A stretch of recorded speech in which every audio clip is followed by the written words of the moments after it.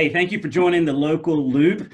The Local Loop is an online conversation with community leaders and business owners as we talk to them as they lead through the difficulties of COVID-19. We also want to use this time to help keep you in the loop, give you resources and keep you in the loop of what's going on in our community. Each episode, myself and Bryan have local business leaders and local community leaders here on the Local Loop to kind of keep us informed on what's going on. And that's what we're doing today. And today we've very happy to have Sheriff Mike Lewis with us. Sheriff, thank you so much for taking some time with us today. Hey, good afternoon, guys. Good to be on the show. Sheriff, I believe that you were with the Maryland State Police for 22 years, then you retired, and I guess you thought, hey, I'm not done, and you ran for Wicomico County Sheriff in 2006 and won. Hey, why did you want to do that, and what has that meant for you to be able to serve in your hometown? You know, Bryan, as a Maryland State Trooper, I worked all over the state of Maryland. I was assigned to Pikesville for many years. I was assigned to our education training unit out in Carroll County, Maryland. I was assigned to the Special Operation Division in Jessup, Maryland, and I ended my 22-year career assigned to the Interstate Criminal Enforcement Team that was responsible for patrolling the Interstate I-95 corridor looking for major drug traffickers from Miami all the way up to Maine. Wow. So having driven my entire career for 22 years across the state to supervise or command these units, I wanted to be closer to home and focus on everything that was going on within our county. And in 2006, the biggest issues facing our citizens here in Wicomico County, a place that I had called home since my birth. I was born and raised in this county. I thought, you know what, if I could redirect my different levels of expertise in fighting drugs and drug traffickers and money launderers and gangbangers and those involved in hate crimes, what better place than to bring it back to a county that I called home, where my five siblings were also born and raised, where I had children enrolled here in Wicomico County in school. And I had a genuine concern for this county. And while there were many people interested in running for sheriff at that time, I thought, you know what, I'm going to throw my name in the hat, not because I'm interested, but because I'm going to win. And I knew that I had the level of expertise that was needed to tackle the big issues in this county. And as you well know, there were 7 of us running for sheriff in this county. And I was very, very blessed to have been elected. At the time, there were about 90,000 people in this county. Now we have about 103,000 people. But what a humbling feeling to know that many people put their trust in me to lead this county in law enforcement. So I'm very blessed to be sheriff in this county. And as you well know, I ran for re-election in 10 unopposed. I ran for re-election in 14 unopposed. I ran for re-election in 18 unopposed. And I promise you I plan to run again in 2022 because I love my job. But make no mistake about it, even though I've been very blessed to have run unopposed, if there's anyone, any of our viewers that truly believes that you can do a better job, this is a Herculean effort every day to run this county as sheriff, I can tell you that. But if there's anyone that thinks they can do a better job, I will help them prepare their campaign and run for sheriff in this county, because I will accept all the assistance and help that I can possibly get to tackle the issues we need to tackle in this county. Wow. Well, you heard it here. He's running in 2022. Amen. First time I've said that publicly, by the way. Wow. Right here live on the Local Loop. We appreciate you saying that, Sheriff Lewis. And hey, look, you've done a great job, and we appreciate all the hard effort that you've put into making our county safe. And we know it's not easy. And, hey, you woke up, I don't know, a few weeks back now, and we were hit with COVID-19. And how is that affecting your department? You've got day-to-day things happening. Now you're dealing with this. How has COVID-19 affected your department, and how are you navigating and adapting through that? You know, Pastor Bryan, the traditional role of sheriff has changed in this county. The traditional role of sheriff's deputies have changed in this county. I can tell you that every single day is a challenge. We are seeing, there is no pandemic playbook at all. So we are seeing things every day that's challenging us as law enforcement officers, that's challenging our ability to adapt and overcome these constant roadblocks that are being put in our way because of COVID-19. And I went on a call last week with my deputies here in the county. And while I like to respond to calls and handle calls with them, this obviously makes sure that I have to be prepared with my PPE or my personal protective equipment that we aren't required to wear, but that is afforded to us on every call. We have PPE afforded to every deputy in this county right now. And no, I'm not going to mandate the wearing of it. Use your best judgment, obviously. But the call that we went on last week involved an individual that was suffering from mental illness, said she was suffering from mental disabilities that included coughing, high fever, and other issues. And of course, we're all looking at one another at the scene and making sure we're properly dressed to handle this situation.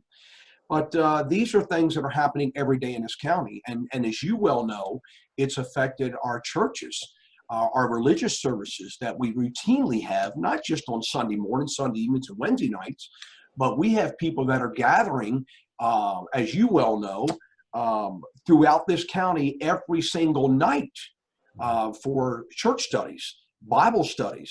And we have groups that are meeting. Well, it's affected everything. And yesterday, I went to my first ever drive-in church service at Wicomico Church in Everett.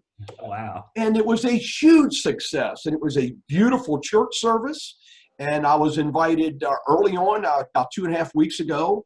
And when I started working with them to have a drive-in church service, but my wife and I sat in our vehicle and we had an incredible worship service with incredible Pastor Howard Travers.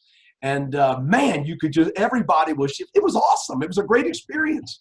So we were still able to go to church and enjoy a fabulous church service just yesterday on Easter to recognize the resurrection of our Lord Jesus Christ. So what a great time it was. Wow. That's great. That's good stuff. It was great stuff, Pastor Bryan. It was great stuff. Howard's an amazing guy. I've known him for a number of years. He's been so active in the community in helping those in transition, particularly those who are transitioning out of jail and prison, and helping those guys to get their feet on the ground and going. I'm curious, particularly from a law enforcement perspective.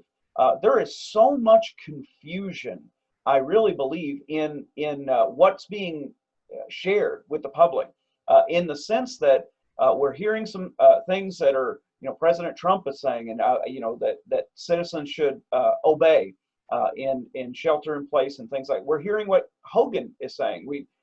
Even recently, Salisbury Mayor Jake Day shared his restrictions on businesses and number of individuals inside of a business, and there is a tremendous amount of information coming at the average citizen trying to figure out what do I do to comply. And I guess what would be some of your distinctives that you would say to the average citizen in compliance? Because I know from some of our people at our church, they have completely misunderstood some of these directives, and they're almost afraid to walk out of their home. How do you interpret all of these different things that are being said by all these different government officials, particularly in your role, which is the enforcement of compliance? Pastor Bryan Moss, that is a great question, because a lot of people need to keep one thing in mind. The federal government can establish what we can and cannot do, but each state is allowed to be more restrictive on what their citizens can and cannot do, and each mayor is allowed to be more restrictive on what his or her citizens can and cannot do. So there is a lot of ambiguity that's going on right now, a lot of misinformation that's being shared out there right now. But let me say this, and I want everyone to know this. We are not out there stopping anyone in the state of Maryland to determine where you're going. We're not out there stopping cars solely because you have out-of-state plates on your car.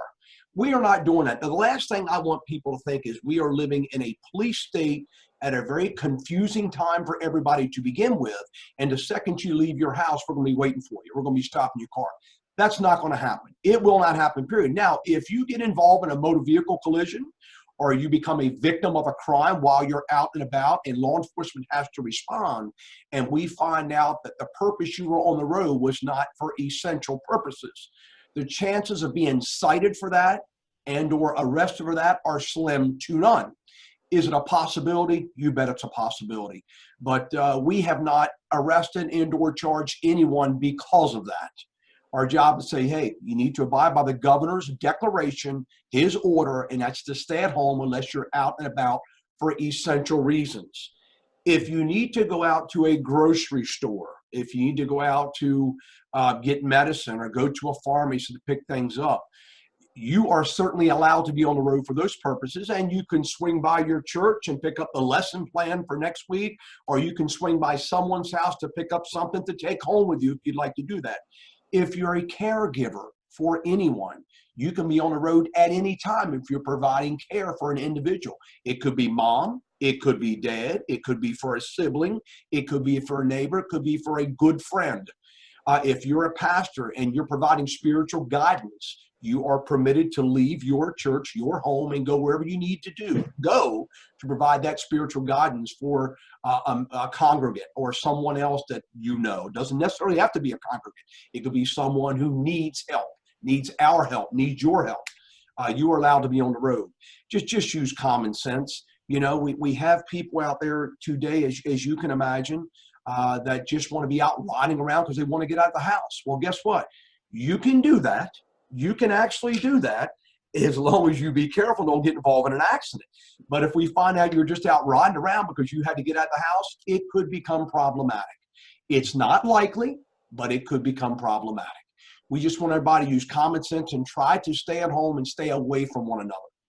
Yeah, that's a great word. But you know what? Staying at home creates some unique issues, and we're seeing among folks that this idea of being cooped up can actually, create a hyper emphasis of problems that already existed, maybe with a troubled marriage or difficult relationships. Are you guys seeing some ramifications of the, quarantine, stay in shelter in place? Are you seeing any increase in domestic issues? Believe it or not, we have actually gotten calls of individuals that are cooped up together that are actually aggravated because their significant other is breathing loudly. Breathing loudly. We had one last week. My wife? Was that actually my wife? You have a right to remain silent, Pastor Bryan. Let me say that last week, we had an incident last week where a man's wife was walking around the house humming and singing, and he got aggravated because he was tired of her singing and humming walking around the house. There's nothing that says you can't walk outside, take a deep breath, and walk around your property. Go out and you can be in the yard. Even my father said, son, am I allowed to go outside and cut grass? Well, sure, you are, Dad. You're actually safer outside at 83 years old than you are in your house at 83 years old.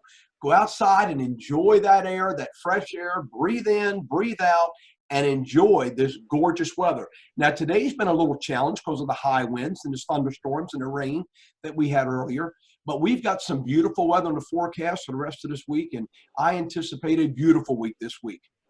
You asked a question. Overall, our calls are way down right now. Our calls are dramatically down compared to what we normally get in terms of domestics, arguments, home invasions, drive-by shootings. Everything has been down, and knock on wood, it's been very pleasant to be able to deal with the COVID-19 issues, which are unprecedented, as opposed to the usual issues that we commonly deal with. That's good to hear. It is good to hear. You hope through things like this that something good comes out of it, and maybe we find that we can love each other a little bit more, as we realize what's important. And, one of the things that, this is still kind of bouncing off Pastor Bryan's question. One of the things we've struggled with, and my history with it as well, is drug addiction and overdoses. Sheriff, are you seeing any decrease in that during this time, or are you seeing increase in that? Oftentimes when we're struggling, we those of us who struggle with addiction turn back to that, when we're isolated, when we're alone, we feel hopeless. I mean, is that going down too, that you're seeing as far as stats, or are you seeing any difference there? While my undercover deputies are out buying cocaine right now, because I just had to provide them the buy money to buy the cocaine, they're doing an undercover operation right now. I will tell you that drug addiction related calls have also dropped dramatically. Good to hear. Drug dealers are fearful being on the road and getting stopped for non-essential purposes. So we don't have the traffickers making the runs as much as they normally do. So the supply has dwindled. And with other family members being home and they're around one another, they're able to watch a sibling, a loved one, an aunt or an uncle, or a spouse that's suffering from addiction. Now they've got that support network that they need, so they're not going into the bathroom, into the closet, out into the garage, out back to ingest their controlled dangerous substance. We've seen a dramatic decrease in the number of drug addiction calls. So listen, man, this has been great. We've seen families united over the last few weeks. We've seen families spending more time together. I actually went out on one of our agency motorcycles with two of my motor deputies last week. And for 2.5 hours, we rode through the different neighborhoods throughout Wicomico County, all the way to the end of Nanticoke, Deer Harbor, Doe Run. And all we saw were families playing in the yards with their kids, something you did not see in the middle of the day. No. And we were just giving people hitting the sirens and hitting the horn and giving them a thumbs up and saying, that's what's so great about all this unity we have seen. While we're all in this together, we have seen families really unite. And again, calls are down. We're loving it. I've even had deputies say, it's actually boring right now. Wow. And that is a good thing. Yeah. In my profession, that's a great thing. That's good stuff.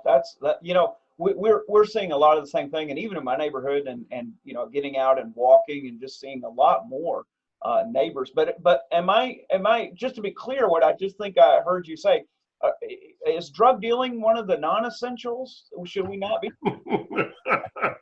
If you're a drug dealer, it's a non-essential business to be on the road right now, my friend, because we'll single you out very quickly. Hey, just out of curiosity, is there anything that at this point right now that you would say, man, I just wish the general public knew this? Is there anything that you feel like, gosh, I wish they understood this or knew this? I want the public to know this. We're going to get through this. Yes, we're going to suffer some inconveniences. We're going to suffer some additional loss of lives, but most people will get through this unscathed. Our lives will be forever changed because we've all experienced this together. But in terms of sickness, illness, most of us will get through this unscathed. And we're going to be on the road to recovery. I think it depends on who you're listening to. I think many areas across the country have peaked and they're now going down. But I think people have adjusted well. I think people need to know that we're all going to get through this and we're going to be better and bigger because of it. I firmly believe that. That's a good word. I believe that as well. And I do see so many positives coming out of it. And I know it's sad as a pastor to not see the folks there, because I'm hungry to hug a neck. And I just want to love on our folks. And that's me too, Pastor Bryan Moss. I'm a hugger. I'm like you, man. I just want to wrap my arms around so many people, and I offend people by doing that. My chief deputy constantly reminds me, remember before we go in, don't be hugging on people, because I'm a hugger. I am. And you want to comfort people. You want to tell people it's going to be okay. And Gary, you're talking about? Yes, Gary Baker. Well, Gary's alongside to keep you straight, isn't he? Yes, he is. He's my voice of reason. Hey, what would you say that is at this season, during this pandemic and during this time of quarantine, what should or could faith communities be doing? What in your opinion should faith communities be doing to help in this season? Well, one of the things that we're doing along with the Oak Ridge Baptist Church this Saturday is we're going to be handing out some food in the parking lot.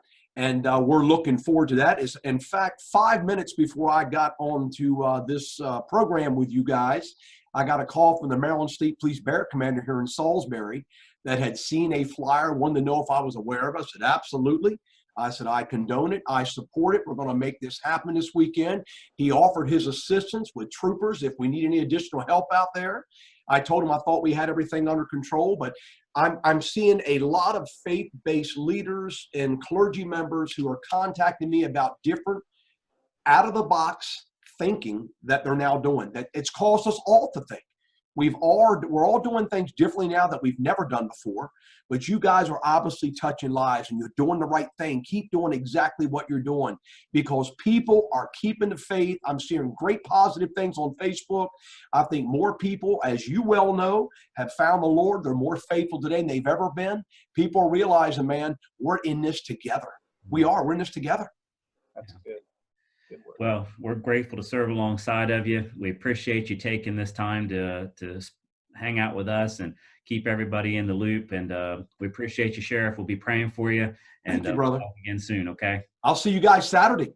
All right, man. Thank you. There. You bet. All right. Thank you, guys. Thank you. Yeah. Bye, brother.